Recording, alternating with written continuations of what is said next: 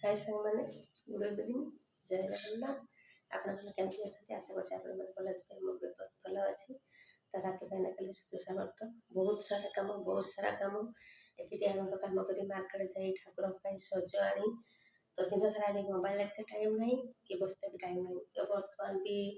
ରୁଟି ଏକା କରି ଦେଖିବା କେମିତି କ'ଣ କାମ ସବୁ କରୁଛି ଦେଖିପାରୁଥିବେ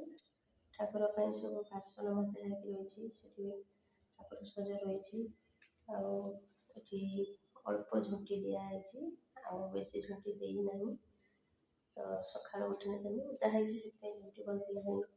ଏଠି ବି ଟିକେ ବାଟରେ ଝୁଣ୍ଟି ଦେଇଦେଇଛି ଶୁଖିଲେ ବୋଲିକି ଦେଖାଯାଉନି ତ ବହୁତ କାମ କାଲି ବି ସକାଳ ପୂର୍ବରୁ ବହୁତ କାମର